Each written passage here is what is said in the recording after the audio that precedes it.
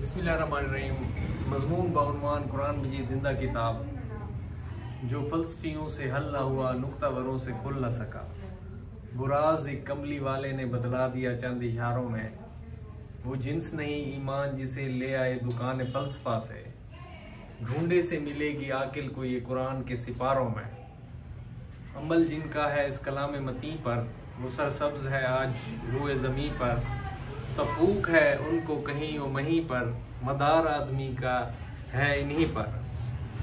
फारसी का फिर है कि जिंदा किताब कुरान हकीम, हिकमत औलाद यज़ाल अस्तो कदीम।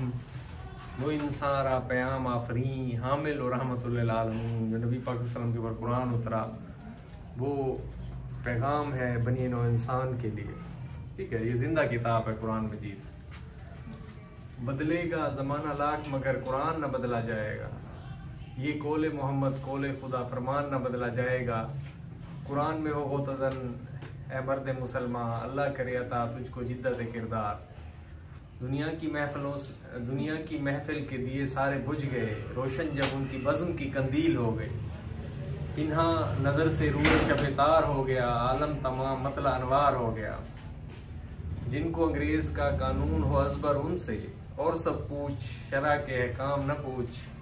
रेडियो में भी जो कुरान की तिलावत न सुने, उन मुसलमानों की औलाद का इस्लाम न पूछ। हिदायत के लिए दुनिया की ख़ातमुल मुरसलीन आए, किताब रुश्द लेकर रहमतुल लिल आलमीन आए। रुश्द हिदायत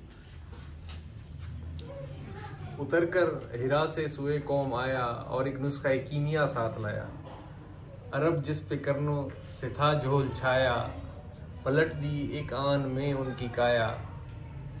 मैं तुम्हारे दरमियान दो चीज़ें छोड़े जा रहा हूँ, कुरान और सुन्नत। उन्हें मजबूती से पकड़ोगे तो कभी गुमराह ना होगे। अल हदीस, नबी पाक सल्लल्लाहु अलैहि वसल्लम का फरमान है। ज़ालिकल किताब ला रैब फ़ीह हुदल लिल मुत्तकीन अल्लज़ीना युमिनूना बिल गैब।